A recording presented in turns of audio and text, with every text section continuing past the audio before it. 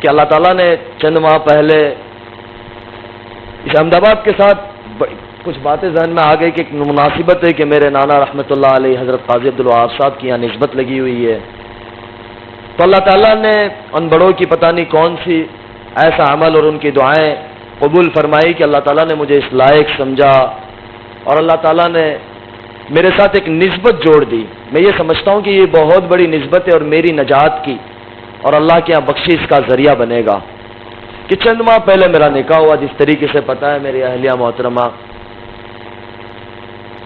تو میں جب نکاح کے بعد ایک دفعہ ان سے پوچھا کہ آپ کو کوئی ایسا نہیں لگ رہا ہے کہ آپ نے بہت بڑا فیصلہ کر لیا ہو اور آپ اس طرف آئی ہو، اس سے آپ کو کیا محسوس ہوتا ہے؟ تو مجھے کہنے لگی کہ مجھے ایسا لگتا ہے کہ میں ہوا میں اڑتی ہوں، اللہ تعالیٰ نے مجھے ساری نعمتیں دے دی ہے دنیا کی۔ میں نے کہا اس زمانے میں بھی ساری نعمتیں تھی؟ بولے اس زمانے میں ساری نعمتیں تھی، عزت تھی، دولت تھی، شہرت تھی، کیونکہ وہ جس فہم میں تھی اس کے اندر جو ایک نوجوان سوچتا ہے نا کہ میں اس مقام پہ پہنچ جاؤں، یا ایک نوجوان بہن سوچتی ہے کہ مجھے عزت بھی مل جائے، دولت بھی مل جائے، شہرت بھی مل جائے، وہ عزت کیا ہوتی ہے نا، نام کی عزت ہوتی ہے۔ ایسے بہت دنیا میں آئے، لیکن وقت کے ساتھ جب حشر اینڈ آ گیا تو کوئی یاد بھی نہیں کرتا جو چلے گئے، کوئی یاد کرتا، کوئی یاد نہیں کرتا، اور جس نے اللہ کے حکموں کے اوپر زندگی گزاری اس کو اصل عزت ملی ہے۔ جیسے بہت سے ساتھی ماشاءاللہ اللہ کی خاطر انہوں نے قربانیاں دی، تو اللہ تعالیٰ نے ان سے دنیا ہی میں عزت والا کام لیا اور ان کی موتوں کو بھی ایسا عزت کا اور ہدایت کا ذریعہ بنایا، اور آج تک لوگ انہیں یاد کرتے ہیں۔ میں نے انہیں کہا کہ آپ تو مشہور بھی تھی، آپ کے پاس تو پیسہ بھی تھا، اور پیسہ اس طریقے سے ہوتا تھا کہ میں اور آپ کام کرتے ہیں، تھک جاتے ہیں، پلاننگ بناتے کہ یہ پروجیکٹ لانچ کریں گے، ایسا کام کریں گے تو اتنا پیسہ ملے گا، اور اس پہ اتنی محنت کریں گے، اتنا ٹائم صرف کریں گے تو اتنا پیسہ ملے گا، یہ ہم لوگ پلاننگ کر رہے ہوتے۔ سب کا یہ حال ہے، میرا اور سب کا ہی جتنے بیٹھے ہوئے ہیں، اور کرنا بھی چاہیے، اللہ نے حلال روزی کو عبادت قرار دیا ہے۔ لیکن وہاں یہ ہوتا تھا کہ بھائی بس ایک ایونٹ کرنا ہے، ریبن کاٹنی ہے، تو 5 لاکھ 7 لاکھ مل جاتا ہے، یہ ہمارا پیکیج ہے، بزنس کلاس ٹکٹ ملتی ہے، من چاہے جتنے دن جس کنٹری میں جاؤ جتنے دن رہنا ہے مل جاتا ہے، اور ویزا بھی ساری چیزیں آسانی سے لگ جاتی ہے، سب کچھ ہو جاتا ہے۔ میں نے کہا ہمارے مولوی صاحب لوگ دعا کرا کرا کے تھک گئے، 200 روپے بھی کوئی نہیں دیتا۔ سر علماء کرام ہمارے بیٹھے ہیں تو وہاں دعا کرنا برکت ہو، میں کہتا ہوں ساتھیوں سے کہ برکت کہاں سے ہوگی، پہلے برکت کو لینے کے لیے کچھ تو لگاؤ۔ میں نے کہا آپ لوگوں کو اچھا تھا کہ ریبن کاٹنی ہے اور خالی ہی ہاں کر کے آ جانا ہے اور 4-5 لاکھ، اور وہ پیسہ پہلے لینا ہے، بعد میں نہیں، پہلے پیسہ لینا ہے۔ میں نے کہا جب آپ کے پاس پیسہ بھی تھا اور جو ڈیزائن عامتاً ہماری بہنوں کے اندر شوق زیادہ ہوتا ہے، بطور لڑکیوں کے اندر اللہ تعالیٰ نے ایک چیز رکھی ہوئی ہے کہ ان کے اندر شوق زیادہ ہوتے ہیں پہننے اوڑھنے کے۔ میں نے کہا جو ڈیزائن بازار میں نہیں آتی وہ آپ کے پاس پہلے آئی ہوتی ہے، اور جو آپ لگا لو اس کو پورا کرتے۔ میں ایک بہت بڑے آرٹسٹ کے ساتھ بیٹھا ہوا تھا، ڈیزائنر کے ساتھ، تو مجھے کہنے لگا مولانا میں ایک جگہ وہ ریپ پہ جو ڈیزائن لانچ ہوتی تھی کچھ ڈیزائنروں کا تھا، تو ایک بندہ چل رہا تھا، ماڈل لڑکا چل رہا تھا، تو وہ جلدی جلدی میں اس کا اینگل لٹک گیا پیچھے، تو وہ چلنے لگا، تو ڈیزائنر نے کہا یار ہک لٹکی ہوئی ہے، بولے ڈیزائن ہے، وہ ڈیزائن بن گئی۔ بولے میں نے کہا دنیا ایسی پاگل ہے۔ میں نے کہا پہننے کی چیزیں آپ کو مل رہی ہے، کھانا پینا آپ کو اچھا سے اچھا مل رہا ہے، پھر کیا بات تھی؟ بولے دل کے اندر ایک خالی جگہ تھی، اور یہ ڈر ہوتا تھا کہ میں اس حال میں مر گئی تو میرا کیا بنے گا، میرا کیا بنے گا۔ اس خلا کے اندر میں سو نہیں پاتی تھی۔ اور ایک چیز تھی کہ نماز بہت بڑی دولت ہے، جو ہمارے علماء کہتے ہیں، اللہ کے راستے میں نکل کر ہم سنتے ہیں کہ نماز سے سارے مسئلے حل ہوتے ہیں۔ میں یہ سمجھتا ہوں کہ ان کا اس طرف آنا اور اللہ کے ساتھ تعلق کا جڑنا یہ ایک بہت بنیادی چیز نماز تھی۔ وہ کہتی تھی کہ میں نماز کبھی نہیں چھوڑتی تھی، سن 2012 سے میں نے کبھی نماز نہیں چھوڑی، چاہے سیٹ پہ ہوں، چاہے شوٹنگ پہ ہوں، چاہے فلائٹ میں ہوں، نماز کے وقت میں نماز ضرور ادا کرتی تھی اور قضا نہیں کرتی تھی۔ ہمارا کیا ہوتا ہے، ہم سفر میں ہوتے نماز قضا کرتے تھے کہ بعد میں پڑھ لیں گے انشاءاللہ، لیکن بولے میں نماز قضا نہیں پڑھتی تھی، بس پڑھ لیتی تھی۔ تو میں یہ سوچتی تھی جب رات سوتی تھی کہ میرا یہ سب کرنا، میں لوگوں کو دیتی بھی ہوں، عامتاً جو اس دنیا میں ہوتے ہیں نا خرچ بہت کرتے ہیں، تو کہتے ہیں میں دیتی بھی بہت زیادہ تھی، اور رمضان کے روزے بھی رکھتی تھی، نفل روزے بھی رکھتی تھی، نماز کا اہتمام بھی، لیکن یہ سوچتی تھی کہ میرے سے فائدہ کیا، میں یہ سمجھتی ہوں لیکن لوگوں کو، انسانوں کو دنیا میں میرے سے فائدہ کیا، کوئی 1 روپے کا فائدہ نہیں ہے، چاہے ہمارا مذہب ہو، چاہے ہمارے برادران وطن، ہمارے بھائی ہو، کسی کو فائدہ نہیں۔ تو میں نے کہا فائدہ کیسا پہنچانا چاہتی تھی؟ بولے وہ ہماری ایک عیاشی میں تھے، بس ہمیں یہ ہوتا تھا کہ ہمارا مقصد پورا ہو جاوے چاہے کچھ بھی ہو. لیکن اس طرف آنے کے بعد میرا دل نرم ہوا کہ دنیا میں بسنے والا ہر انسان اللہ کا بندہ ہے، اس کو میری ذات سے فائدہ ہو جاوے. میری سوچ یہ ہو گئی کہ میں کسی کو کیسے بھی کام آ جاؤں، کسی بھی طرح سے کام آ جاؤں، کہ کوئی بھائی اور بہن پریشان ہے اس کے میں کام لگ جاؤں. اس وقت پہ آتی تھی یہ سوچ، لیکن کیا کر دیتے تھے. لیکن اس وقت یہ ہے کہ بھائی میں گراؤنڈ پر ہو کے ان کا کام کروں، یہ ایک میری فکر آ گئی. بولے اور میں رات کو سو نہیں پاتی تھی. میں نے کہا کوئی ایسا واقعہ؟ بولے واقعہ یہ ہوا، رمضان تھا 2019 کا، میں سوئی ہوئی تھی. بولے شہر سے پہلے میں نے قبر کو خواب میں دیکھا اور بہت بری حالت میں دیکھا. تو میں ایک دم چونک کر اٹھ گئے، مجھے بہت زیادہ بخار ہو گیا. اس کے دوسری رات میں نے قبر کو دیکھا، بہت اچھے طریقے سے دیکھا. پھر آواز سنی کہ اگر زندگی ایسے گزارو گے تو یہ ملے گی ورنہ وہ ملے گی. اب میں پریشان تھی کہ میں اتنی آگے چلی گئی تھی کہ پیچھے ہٹنا بہت مشکل تھا، کوئی صورتحال نظر نہیں آ رہی تھی.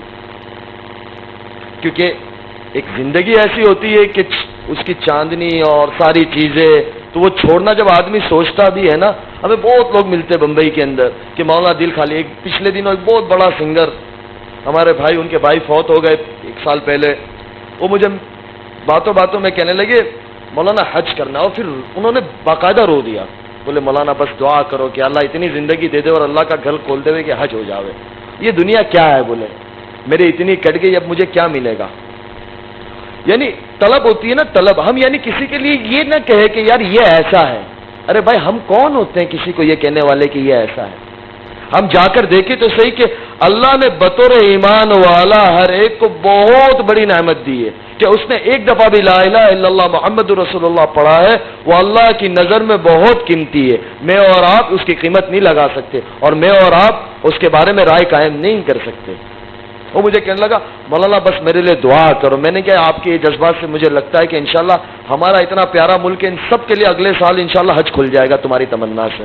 اس کو میں نے یہ کہا. وہ اتنا خوش ہوا کہ بولے بس مولانا یار زندگی پتہ نہیں ہے کب اللہ کا امر آ جاوے اور ہم دنیا سے چلے جاوے. تو میں نے میری اہلیہ کو کہا، میں نے کیا اس کے بعد بولے اس کے بعد 19 پورا نکلا. میں جارڈن شوٹنگ میں گئی تو بولے وہاں میں جس ہوٹل میں تھی تو وہ ریپ کر کے کچھ طریقے سے باڈی کو ریلیکس کرتے ہیں. تو بولے میں ایسا لگ رہا تھا کہ مجھے کفن پہنایا گیا، اور باقاعدہ مجھے نیند نہیں آتی تھی. میں پورا 1-1.5 مہینہ بولے وہاں ایک شوٹنگ کے لیے رہی، مجھے نیند نہیں آئی، میں بہت زیادہ بے چین رہی. اب اس کے پس منظر میں لے جاؤ، ہمارے جو بڑے ہوتے ہیں نا کابر امت و کابر امت ہوتے، اللہ تعالیٰ ہمیں اپنے بڑوں کی قدردانی کی توفیق دے. سن 2018 کی حج کے اوپر میں نے حضرت مولانا طارق احمد صاحب سے کہا، میں نے کہا مولانا فلاں بہن ہے، پہلے میں بہن کہتا تھا، بس ایک بات بڑی یہاں ہنسنے والی ہے، میں اس کو بہن کہوں. میں نے کہا مولانا میں ان سے پہلی دفعہ 2017 حج عمرے پہ ملا رمضان میں، ان کی والدہ اور ان کے گھر والوں کو لے کر وہ آئے تھے. تو میں نے کہا بہن آپ کو کچھ کام ہو تو مجھے ضرور بتانا، معاف کرنا یہ بات، لیکن جو حقیقت ہے وہ حقیقت ہے. ہمارے تصور میں بھی اللہ کیا فیصلے کر چکا ہوتا ہے آگے ہمیں نہیں پتہ ہوتے ہیں. پھر میں نے حضرت مولانا سے کہا، میں نے کہا مولانا آپ ان سے بات کریں. مولانا نے بات کی کہ بیٹی میں ملنا چاہتا ہوں. تو کہا کہ میں دبئی آ رہی ہوں. تو مولانا کہ میں ضرور آؤں گا بیٹی آپ کو ملنے. تو میں حج سے واپس دبئی آیا اور وہ بھی اپنی والدہ کے ساتھ دبئی آ گئی.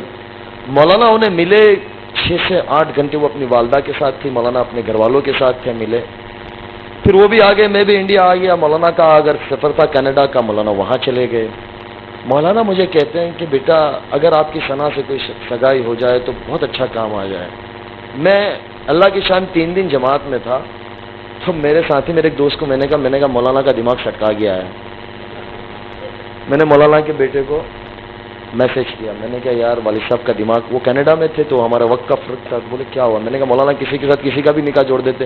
اگر میں نے کہا میں نے ان کو یہ بات کہہ دی نا تو یہ مجھے جوتا اٹھا کے ماریں گے کہ یہی کام رہ گیا ہے. پھر میں نے اللہ کے آگے مانگا، میں نے کہا یار بات تو بڑی ہے لیکن پتہ نہیں کیا ہے یہ 2018 کی میں آپ کو بات کر رہا ہوں. 19 پورا چلا گیا. 19 رمضان میں حضرت مولانا عبدالرزاق صاحب اور ہم ساتھ میں اکٹھے عمرے کے سفر پہ ساتھ تھے. تو مولانا کو میں نے کچھ چیزیں بتائی تو مولانا مسکرائے. مولانا میں ظاہر سی بات ہے کوئی بھی مسکرائے گا آدمی. میں ایک طرح سے مولوی، اپنی زندگی مولویوں کی سیدھی سادھی زندگی ہوتی ہے. تو مولانا بھی مسکرائے. میں نے مولانا کے بیٹے سے کہا، میں نے کہا مولانا کسی کا بھی رشتہ کسی کے ساتھ بھی جوڑ دیتے پیچھے مڑ کے پوچھتے نہیں اس کا کیا حال ہے؟ تو بولے ابھی تک آپ نے لڈو منہ میں رکھا ہے. میں نے کہا یار اب لڈو ایسا پکڑا ہے کہ منہ میں تو رکھنا ہی پڑے گا. تو پھر مولانا کی طبیعت بہت خراب تھی مدینہ منورہ میں. پھر ہم لوگ انڈیا آ گئے. اور اس کے بعد وہ جارڈن میں تھی، ان کی شوٹنگ چل رہی تھی، 20 میں وہ واپس آئی، پھر میں اللہ کی شان عمرے پہ مدینہ منورہ میں تھا فروری کے مہینے میں، لاک ڈاؤن سے قبل.